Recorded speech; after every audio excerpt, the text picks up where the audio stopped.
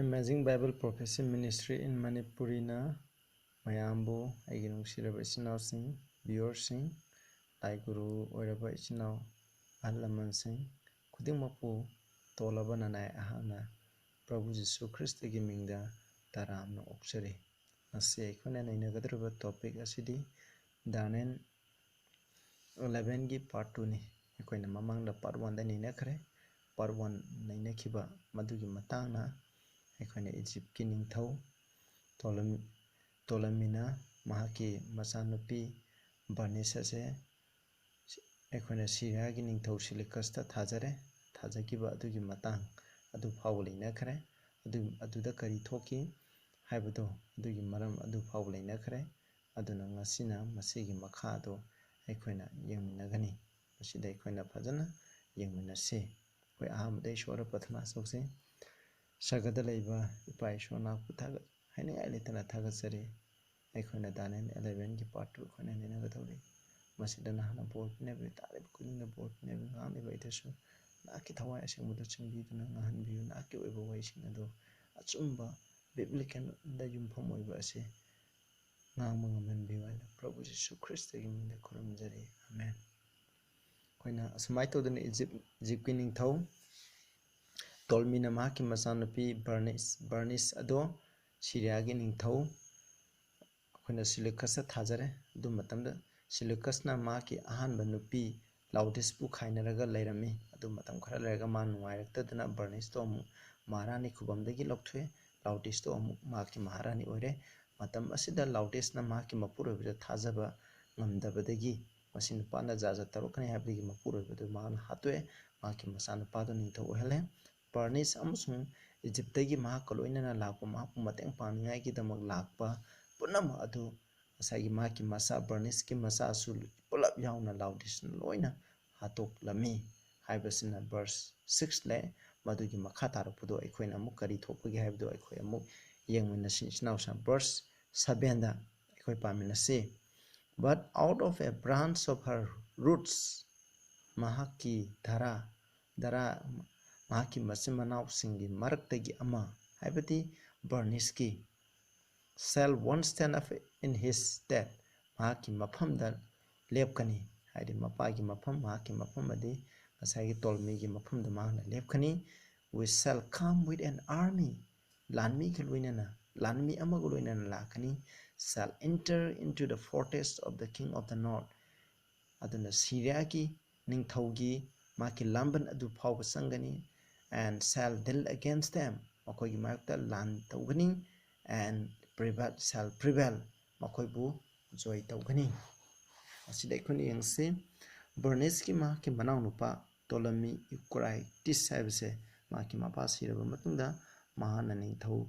pham phange adumai tawdana mahaki masida tawkhiba aduga Egyptagi mahaka loinana sakhiba khudingmakta tawkhiba loina hatpa tukhiba adugi nungaitadana mahana laman khungena khalame haiba myapasing aduda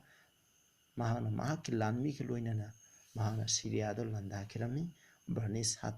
hatoami Syria joy tawkhi asmai tawdana mahana joy tawbasina Babylon phawba mahana joy tawrami aduga makoigi ningthau masagi Syria gi ningthau Seleucus Callinicus haibase masibusu mahana loi tharami aduga laibak thibadagi mahana loi thaba matamda sagondagi thaduna mahak sikhirami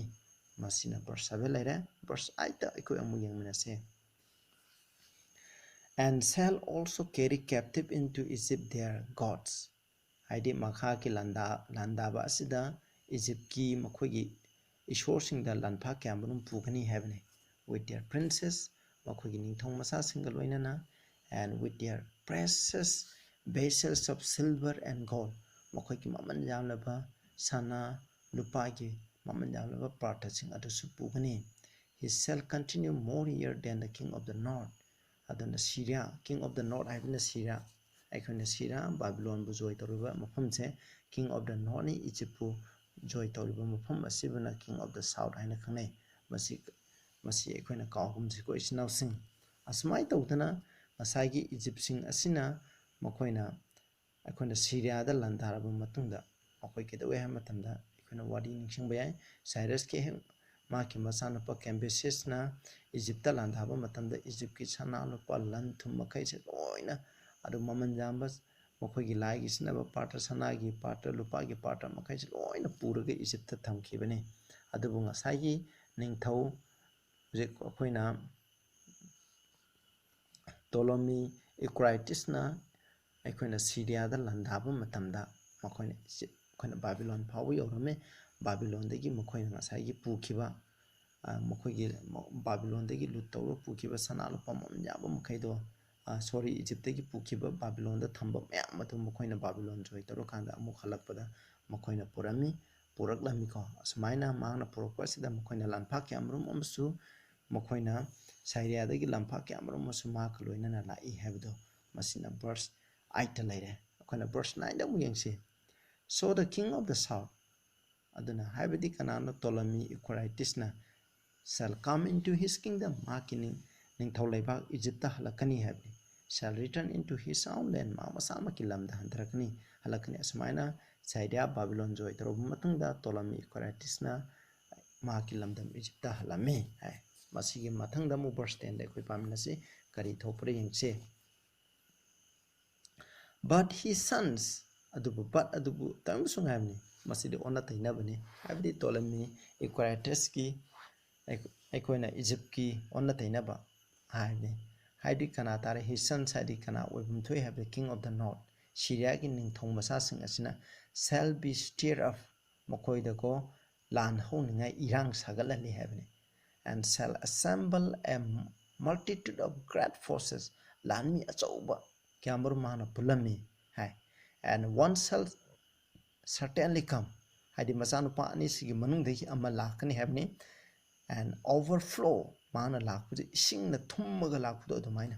adugumna oigani adumaina lakani pass through lak adum sakane then shall he return mana adugi matungda maha halakani and be stirred up amukhaju mana mahakpuko irang sagalhangani habni lan tongngai dama even to his fortress mahaki lanban sing asida phawa masida mu verse 10 da khone explanation yengasi adana Seleucus Callinicus na mahaki masanupa ani lerami ahanba aduna Seleucus Callinicus korami aduga haide base ekhoina Syria gi niko sinausang Syria gi nithau masigi masanupa ani lerami ahambaduna Seleucus Callinicus ni ani subadana Antiochus ni adubu Seleucus Callinicus na mapana sigraba matungda mahana nithau arami adubu mahaksi nithau oibda matik chadaba nupa ama oirame aduna mahana langi damuk sem sarami asumba matamda mahaki general singdo yam ningba kairami aduna mahaki tawbu ngamagi shakti adu ubada aidi asonba adu ubada mahana yamna ningba kairami makoina mahku hu pijaraga hatolami adugi matungdagi Antiochus na anishuba masanupa aduna ningthau singasan adu phangami mahana langi damak suna sem sarame mahana achauba lanmi ama seme aduga ngasagi Egyptna makhoida tawkhiba adugi damak daman khumbo ina landara mi hamni samaila landara pa sida Syria and Seleucia amasung Syria je mahana lawsalami habasini masina verse aikoina 10 laikhre verse 11 amasung 12 se aikoi amuk pamina se snausa verse 11 amasung 12 koina pamina se and the king of the south koina haibdi Egypt ki ningthau adu sinausa aikoina kangadabudi ningthau ama sakradi ningthau ama lakani habse aikoina king of the south king of the north ana hayana masina mi ama khaktan sum handana oigedaba nate sinausa context ki matungna tangka ki matungna sum yengadamne history da su yengadamne and the king of the south haibadi machina Egypt ki ningthau shall be moved with color yam saugani shall come forth and fight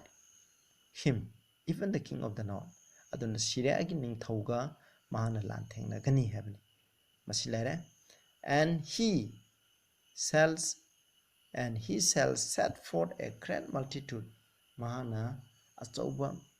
miyam ama mahana lusingani mahana lamjingani habje but the multitude shall be given into his hand mahaki makutta aduguma miyam makumba achauba lami miyam lusingniba adu maki makuta pigini masina verse 11 lere 12 tong pade when he had taken away the multitude hadiba miyam adu mahangna lauraba matungda his heart shall be lifted up maki napan karakani thamoida he shall cast down many 10,000 mi lising tarak yamru mahangna hatkani have he shall not be strengthened by masi tawduna mahangna masibu kauroi akoina musing yengsi masida akoina ahan begido ko akoina king of the south have say kanano Ptolemy Philopator ne maki am saure habdi kanano haibu matanda makoina koina Syria na makoida landara kujida maki am saurame aduna mahangna masida king of the north matam sida kana oi Antiochus Magnus ne masiga ma lan sonarame aduni mana lan sonare adu matamda mahangna lan sonaba matam asida aikoini yengsi moikogi battle je battle of Raphia hena khane masida mahangna Magnus Antiochus Magnus ase mangna maki lami lising ta amari do mangna halami aduga mi lising mari amana mana prisoner oina porame Ptolemy Philopator sina masine asmai tawduna mahakna kaidoga matamda masida aikana historian produce ki account suna piri madudi 217 BC ki matamda mana sida iri ado aina pasarrogi andam explain tawjarage Philopator se yamna maram chat oktaba lamcha saja chumdaba adugum nupa oirame mahane Antiochus Magnus mu maithiba piba matam asida maha maithiba pire aduga mahana province kyamram loksale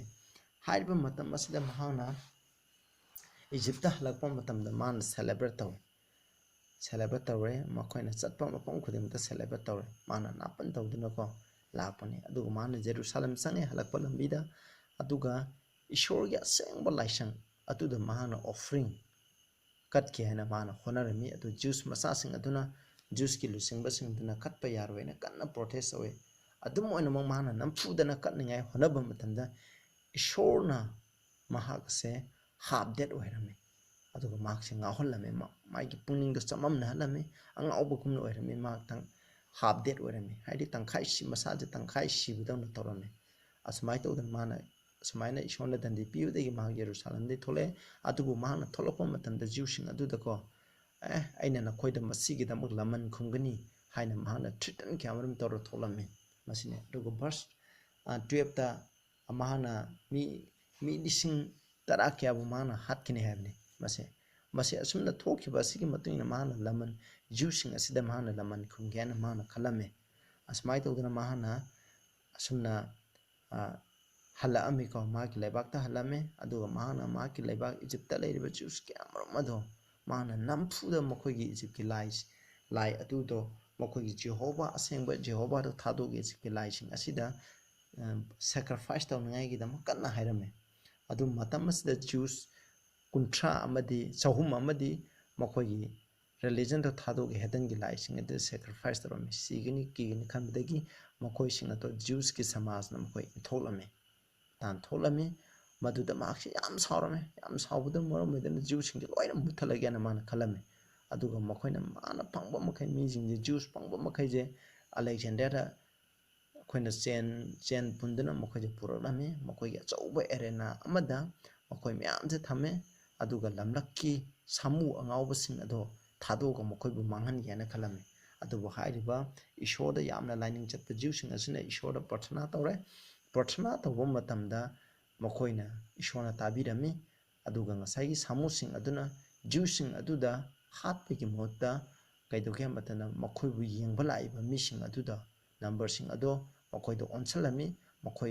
makoi degi kyamarum hatpa makoi kyamarum jo halame adu hailiba sinase uba matamda ningthausa kibana adu yengliba babosing ase kibana khakthangni lame oh ishona makoi misangda leire hana adu matanda Philopator je aduna mahakse Ptolemy Philopator je mana thona leitere aduna mahaki asawdo makoida utpado mana ngamkiramde adugi mohta mahana makoibu thado halami mahana tawthaikiba yathang makoibu hatkadami haiba khudingma atuchu lautholame adubu sahi ahungi matung 213 BC gi matamda Philopator na amuk kariguma tanja amada Jews lising niphu je mahana hatoami hamne asum tawdana Bible prophecy fulfill ore mahana mahaki nupi mapu halaga adana mahana oktabi nupi amuka loinarami asumana intemperance ha sanai junai duna leiba asidagi mahak sikirami mahak sikraba matungda mahaki sahi manga tangairiba machanupa Epiphanes se masina ningthau khubam adu phanglammi masina aikoina verse aikoina 11 12 le 13 14 amu yengche 13 da for the king of the north haidi matamsida Antiochus Magnus ni Syria ningthauche shall return ma halakani habni and shall set forth a multitude greater than the former hana leramba adudagi mana hena masing yamba mana lamjingani and shall certainly come after certain year with a great army jai kari matungda asoba lami amaga loinena mahana lakani and with much riches amna ina khunbaga loinena and adu verse 12 ta in those times haiba matamaduda there shall many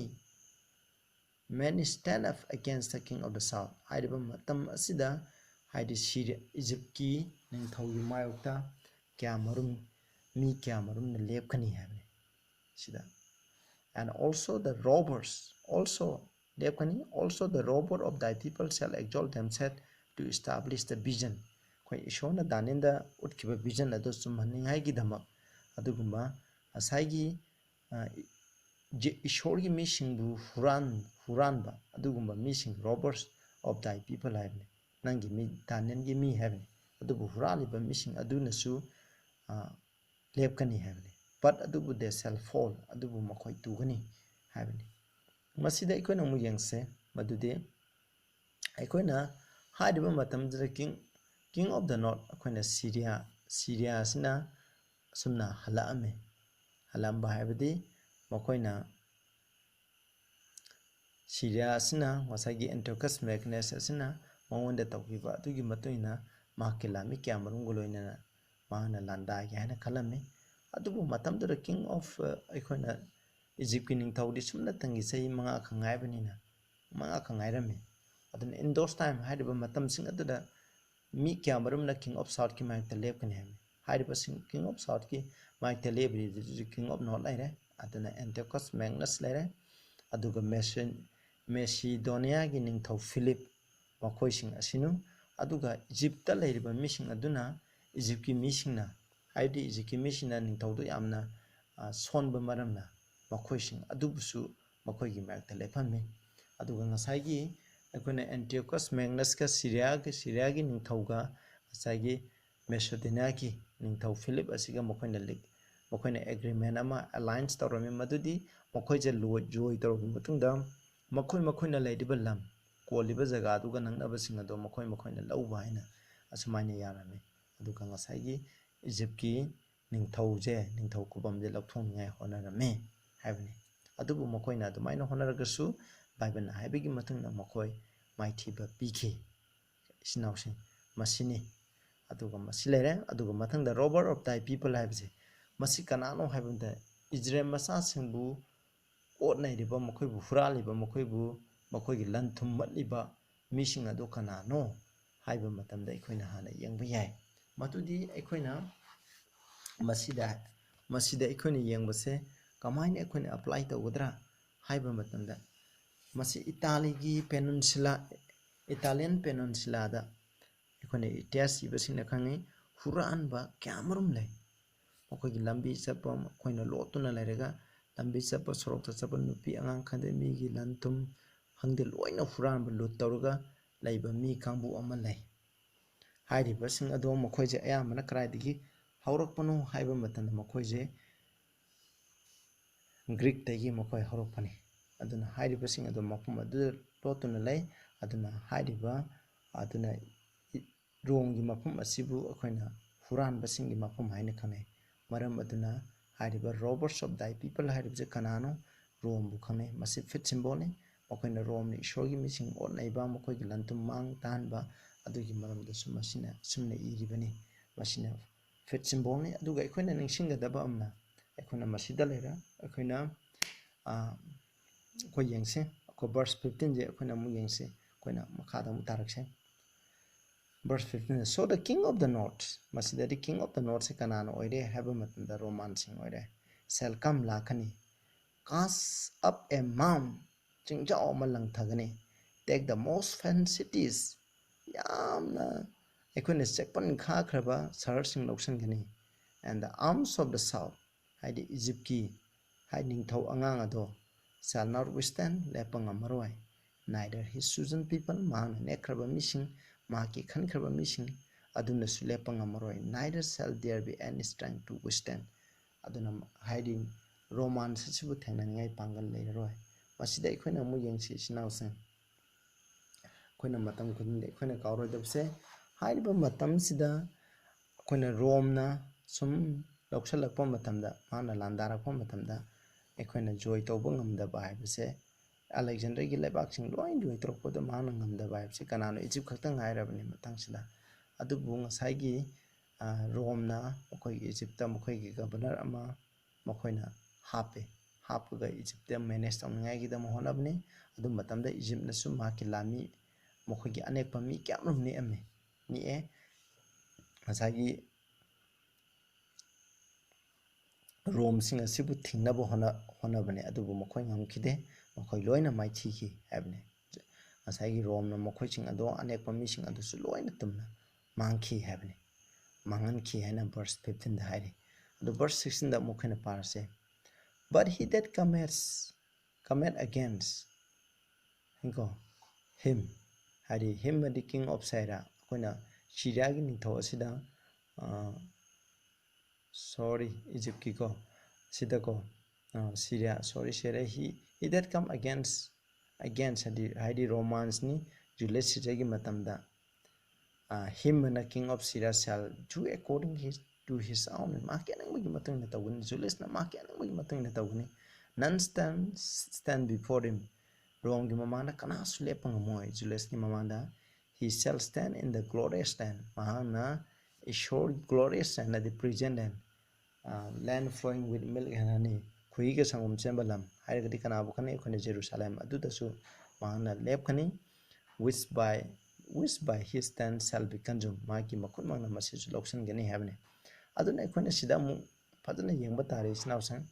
ekhone king of the north king of the south habse ekhone fadana khangchi aina mamangda su hanjana hairabani aduna Rome na Assyria se loksalaba matungda khudum salaba matungda Rome na king of the north habse oiraki maramdi Assyria gi moroba center di Babylon ne asuna Assyria Babylon ase loksalaba matungda masine aduga king of the south hairkana Egypt pu khudum chalibudo adubuni habse ekhona matang khudinda ekhona kawgumse verse 16 dagi ekhona Rome na haibe area se ekhona khudum challe khurum chanduna mana king of the north oira kibini habse ekhona kawgumse Assyria ju mana loina loksale aduga Israel bu su mana loksale aduna Syria bu su mana loksale Syria habsina 65 BC da Rome Julius Caesar gi makhada joy tawki Israel 63 BC da joy tawki Israel ga Jews Rome ga Jews singa alliance sembe karamba matam de sing 161 dagi alliance semduna makoi se mari leinaba hokibane the verse 17 da ikoi amu yengase he shall also set his face to enter with the strength of his whole kingdom maki pangal maki ningthole baki pangal khudema kaloina na mahak lakani mahak adi kanana Julius Caesar tar adi Rome gi emperor Julius Caesar asina lai upright ones with him adi upright one adi maki angam athau phamnaiba landa haising basing adu galoina na thus shall he do asuna mark lawgani he shall give him the daughter of woman nupi gi masan pi ado mahana ma he shall give him mahana mangon pigini mahak abidi asagi akoina Egypt ki ningthauna ma ki masan nupi da Julius Caesar da pigini ham corrupting her mahak mola laga but she shall not stand on his side mahaki misang the lepero neither be for him magi da muksu oiroi ham masida ikhoni yengsi maduri Rome na sum joy tongna ba Alexander gi lebak sing ase joy torpa matanda loi joy toraga mahana joy tawdabji Egypt khaktang are adu hairiba matam sida mahana kamai toruka Egypt se lawsang adagi haina khalame ꯑꯗꯨ ꯃꯇꯝꯗ ꯃꯈꯣꯏꯒꯤ ꯅꯤꯡꯊꯧ ꯑꯩꯈꯣꯏꯅ ꯑꯁꯤꯅ ꯃꯈꯣꯏꯒꯤ ꯏꯖꯤꯞꯀꯤ ꯅꯤꯡꯊꯧ ꯑꯁꯤꯅ ꯃꯈꯣꯏꯒꯤ ꯃꯆꯥꯅꯨꯄꯤꯁꯦ ꯑꯩꯈꯣꯏꯅ ꯇꯣꯂꯃꯤꯅ ꯃꯍꯥꯛꯀꯤ ꯃꯆꯥꯅꯨꯄꯤꯁꯦ ꯀ꯭ꯂꯤꯑꯣꯄꯥꯇ꯭ꯔꯥꯁꯦ ꯉꯁꯥꯏꯒꯤ ꯖꯨꯂꯤꯌꯁꯇ ꯊꯥꯖꯔꯝꯃꯤ ꯑꯗꯨ ꯑꯣꯏꯇꯥꯔꯒꯗꯤ ꯃꯈꯣꯏꯅ ꯃꯈꯣꯏꯕꯨ ꯖꯣꯏ ꯇꯧꯕꯗꯒꯤ ꯐꯒꯗ꯭ꯔꯥ ꯍꯥꯏꯅ ꯈꯜꯂꯝꯃꯤ ꯑꯗꯨꯒ ꯖꯨꯂꯤꯌꯁꯅꯁꯨ ꯁꯤꯖꯟꯅꯁꯨ ꯌꯥꯔꯝꯃꯤ ꯍꯥꯏ ꯀ꯭ꯂꯤꯑꯣꯄꯥꯇ꯭ꯔꯥ ꯂꯧꯁꯤꯟꯕ ꯇꯥꯔꯒꯗꯤ ꯏꯖꯤꯞꯁꯦ ꯃꯍꯥꯛꯀꯤ ꯈꯨꯗꯨꯝ ꯃꯈꯥꯗ ꯂꯥꯛꯀꯅꯤ ꯍꯥꯏꯅ ꯁꯨꯃꯥꯏꯅ ꯂꯩꯔꯝꯃꯤ ꯑꯗꯨꯒ ꯃꯈꯣꯏꯒꯤꯗꯃꯛ ꯒꯚꯔꯅꯔ ꯑꯣꯏꯅ ꯄꯣꯝꯄꯤꯁꯦ ꯑꯁꯨꯃꯥꯏꯅ ꯒꯚꯔꯅꯔ ꯑꯣꯏꯅ ꯍꯥꯜꯂꯝꯕꯅꯤ ꯑꯗꯨꯕꯨ ꯇꯣꯂꯃꯤꯅ ꯑꯩꯈꯣꯏꯅ ꯄꯣꯝꯄꯤꯁꯦ ꯍꯥꯠꯇꯣꯛꯂꯝꯃꯤ ꯑꯗꯨꯕꯨ ꯑꯗꯨꯃꯛ ꯑꯣꯏꯅꯃꯛ ꯍꯥꯠꯇꯣꯛꯈꯤꯕ ꯇꯥꯔꯒꯁꯨ ꯖꯨꯂꯤꯌꯁꯅꯗꯤ ꯃꯍꯥꯛꯀꯤ